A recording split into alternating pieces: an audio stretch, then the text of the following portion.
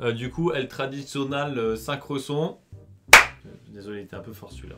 Désolé. Désolé au monteur. Ouais, monteur, hein. Ça.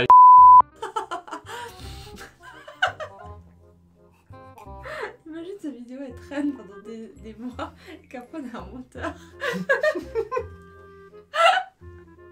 C'est la première vidéo qu'on lui file, tu sais, et là il fait. Bah écoute. Et après on perd notre monteur et on est triste. Salut Meute Séraph. Salut Ahmed, c'est Jus. On espère que ça va bien. Rôle des abonnés spécial Fête des Mères.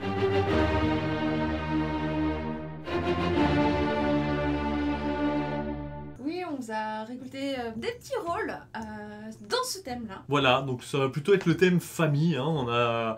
On a des rôles sympas. Vous allez donc découvrir le rôle de la mère des loups, du chaton Et de l'enfant. et de l'enfant. Le petit enfant. Pou, pou, pou. Bon voilà, ça fait un petit truc assez mignon quoi, donc on s'est dit que les trois là allaient bien ensemble, donc voilà, on vous les propose maintenant. Pour rappel, si vous ouais. avez une idée de rôle, bah il y a un formulaire en description, vous y déposez votre rôle et puis il y a des chances que ce rôle passe dans une de nos vidéos YouTube. Allez hop, c'est parti. La mère des loups. La mère des loups peut infecter un joueur qui deviendra loup-garou à la place de son pouvoir, et ce, dès qu'un loup-garou a été éliminé. Et seulement à ce moment-là. T-Bag a précisé qu'elle fait ça avant de se réveiller avec les loups-garous, donc on suppose que les loups-garous font quand même une victime malgré l'infectation, et en plus de ça, elle a des petits pouvoirs supplémentaires. Si les loups-garous la nuit sont pas d'accord pour désigner une victime, c'est elle qui tranche. En plus de ça, les loups-garous n'ont pas le droit de voter contre elle, c'est leur maman chérie. Et enfin, elle a le droit de voir le rôle qu'avait la personne qu'elle a infectée. Bon déjà, l'avantage intéressant, c'est qu'on a l'impression d'avoir un effet nerf bonus, avec le fait qu'il puisse pas infecter tout de suite. Ouais. Mais en contrepartie, mine de rien, la mère des loups, elle peut infecter quelqu'un en plus de la victime de la nuit. Ouais. En fait, là, effectivement, on a comme un effet d'équilibrage. C'est-à-dire que voilà, il faut qu'il y ait un loup qui soit mort pour créer un nouveau loup. Le truc, c'est que ça rend le rôle vachement inconstant, parce qu'au final, vu qu'il faut attendre qu'un loup-garou meure pour que le pouvoir soit utilisé, soit c'est la mère des loups qui meurt, soit c'est pas la mère des loups qui meurt. Et en fonction de qui est le premier loup-garou à mourir, ça change complètement le visage de la partie. En fait, globalement, le père des loups, il peut infecter tour 1, donc du coup, forcément, il a une option sûre, une option safe de rendre son rôle efficace. La mère des loups, elle, ça va être pile ou face, quoi. Par contre, la mère des loups, elle va infecter quelqu'un, et en plus de ça, ils vont faire une victime cette nuit-là, ce qui peut être quand même très fort. Bah du coup, c'est comme si tu es 3 villageois la même nuit, quoi. S'ils Oh. gagnent un loup-garou, et ils enlèvent un villageois, et ils en tuent un. Alors peut-être que T-Bag ne l'avait pas pensé comme ça, mais il a précisé plein de choses, mais pas ça. D'un autre côté, ce qui est un peu nerf, c'est que la personne, elle perd son rôle de base, vu qu'elle prend la carte de loup-garou.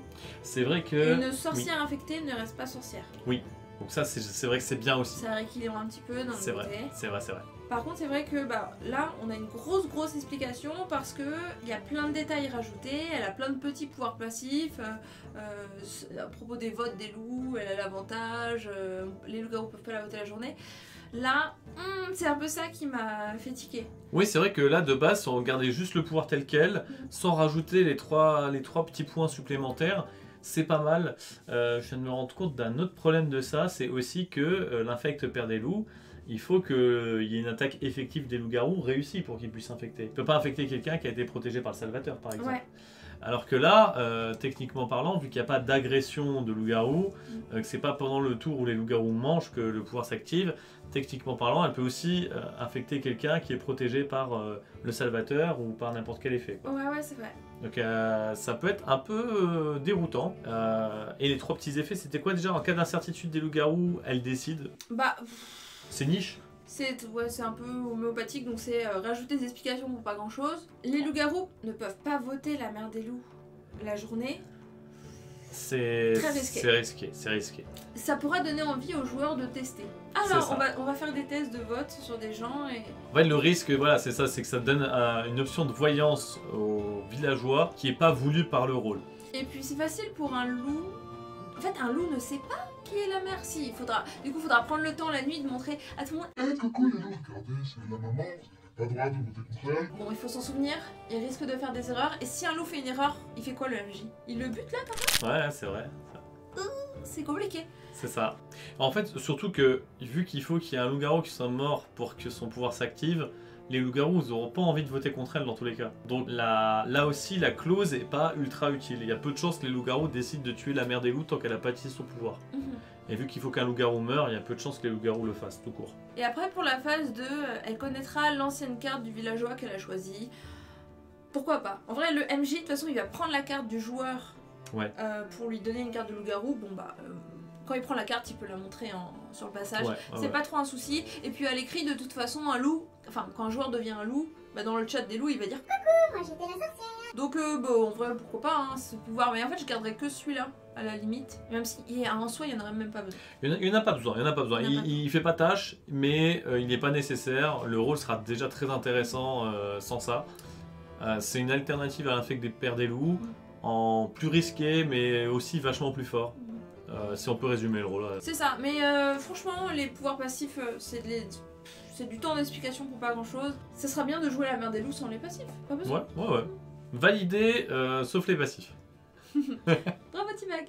Nouveau rôle de loup-garou, le chaton. Oh, le petit chat. Jules aime bien les chats. J'aime beaucoup les chats. J'espère que vos chats vont bien. Est-ce que vos chats vont bien? Bref, le chaton est un rôle de villageois. La première nuit, le MJ lui désigne un maître. Voilà, Raph, ce sera ton maître. Donc, si le maître, Raph, admettons, meurt, eh bien, le chaton de vengeance pourra tuer un joueur. Ah, le chaton qui va se venger. Donc, petit chat est sur les griffes. S'il tue un loup-garou, eh bien, il devient un chat mature et tout va bien. En fait, c'est comme un simple villageois, quoi. Ça grandit bizarrement les chats dans le loup-garou, quand même. Par contre, si le joueur tué est un humain, eh bien, le chaton va perdre confiance en lui et va mourir. Pauvre chat. Le cycle de vie des chats dans le monde du loup-garou est vraiment très étrange. Et du coup, Paton a créé ce rôle. Merci, Oui, Paton. c'est Paton. Merci Paton pour ce rôle. Vous avez la ref, Paton? C'est qui? Ouais, quand même, hein. Quand même. Bah, c'est Garfield, quoi. Non. Ah non, c'est pas ça. Ok, donc, ce rôle, il est une mécanique rigolote. Ouais, il est plutôt marrant. Ce qui est drôle, c'est que c'est la même condition d'activation que l'enfant sauvage. Ouais. C'est assez Avec son drôle maître. parce que l'enfant sauvage, nous, on n'aimait pas trop le rôle, mais pas pour sa condition d'activation, mais pour son effet. Donc là, ben, l'effet est différent. Il peut tuer un loup-garou, il peut tenter de tuer un loup-garou. Bon, après, le risque, c'est que c'est à la mort d'un joueur, peut-être un innocent, on sait pas trop. Ah oui, non, mais oui, ça peut clairement être un loup. Ça peut clairement être un loup. Mm. Mais du coup, ben, après, il faut choisir, est-ce que je prends le risque de me sacrifier pour essayer de trouver un loup? Après, une question équilibrage, tu vois. Genre, un loup vient de mourir. Ouais. C'était le maître du chaton. Ouais. Le chaton, qu'est-ce qu'il va faire? Il va tenter de tuer un loup. Donc, il pourrait y avoir 2 loups tués d'affilée. C'est Ouais. pas mal. Bon, il pourrait, hein. Il pourrait, mais en même temps... Mais en même temps, ce loup-là, il y avait quand même le chaton qui voulait le protéger. Ah bah non, il s'en fiche de le protéger. Ben ouais. Il peut peut-être même avoir envie de le Il peut tuer même avoir envie de le pour tuer. pouvoir activer son pouvoir. Exactement. Parce qu'il a pas besoin de lui pour gagner. Ça reste un villageois, le chaton. C'est ça, et mais cependant, on est quand même sur une mécanique de meurtre innocent, de meurtre de bonne foi, Ouais. dont le plus grand représentant connu est le rôle du chasseur. Un mort de bonne foi par un personnage qui n'a pas de don de voyance, c'est pas ultra fort, mais ça permet d'équilibrer la partie. Si c'est un loup-garou qui vient de mourir et qui était le maître du chaton, ça veut dire que le chaton a moins de chances de tuer un loup-garou avec son Ouais, pouvoir. ouais. Donc du coup, techniquement parlant, il a plus de chances de se suicider si son maître était loup-garou que si son maître était innocent. Ah ouais, en plus, s'il tue un villageois, pouf, il y a 2 villageois qui meurent. Le villageois Ah, plus c'est le vrai chaton. c'est vrai qu'il tue quelqu'un. Ah mais c'est vrai qu'il le tue, donc en fait, si son maître c'est un innocent, qu'il tue un innocent, Et que du coup, le chaton du coup le chaton meurt, tu perds 3 3 innocents. innocents pour Oh. une action de jeu. C'est trop horrible. Ça peut être très dur, hein, le knockback il fait très très mal sur ce Alors ce du truc-là. coup, mon conseil, ce serait de pas jouer le chaton en dessous de 12 joueurs, dans ce cas. Ouais, c'est vrai que ça peut vite expédier une partie. Ou alors justement le jouer en saut de 2 joueurs pour faire une partie qui... va très très vite. Le problème, c'est qu'il y a plein de rôles où vous voulez punir, comme le dictateur de Wolfie. Si le dictateur fait une erreur, pouf,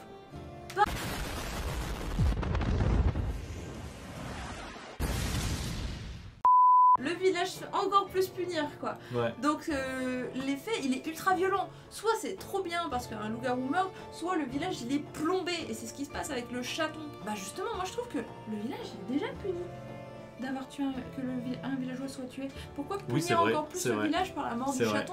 En tout cas, c'est vrai qu'il n'a pas besoin de la punition. En vrai, c'est vrai que la punition n'est pas ultra utile. Ça peut être un peu fort si jamais c'est le même. Enfin, Ça peut être un peu fort si le maître est un loup-garou et que le chaton réussit à viser un loup-garou avec son pouvoir, ça fait 2 loups-garous.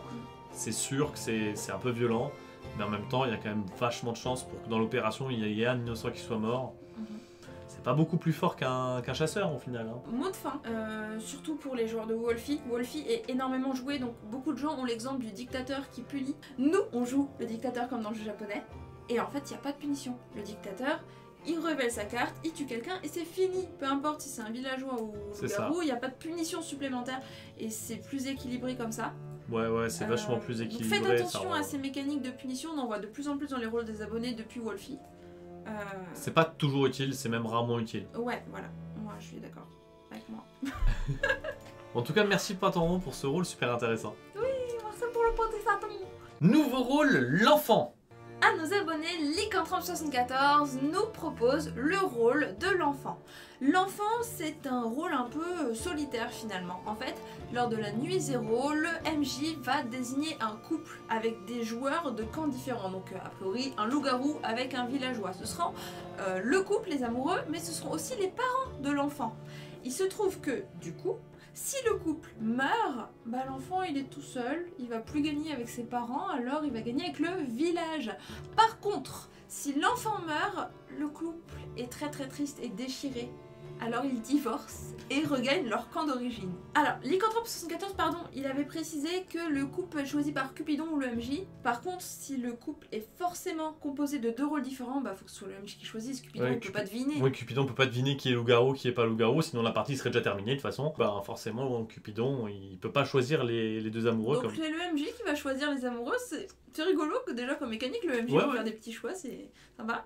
C'est ça, alors ça c'est assez marrant parce que moi je reconnais beaucoup, là je pense que Lycanthrope74, si tu nous regardes là maintenant, je suis quasiment sûr à 100% que t'es un public des loups-garous UHC de The Guild, parce que là ce que je vois là c'est clairement un truc qui se passe dans les loups-garous UHC. Dans les loups-garous UHC c'est pas rare que ça soit le jeu qui décide à la place de Cupidon les amoureux déjà.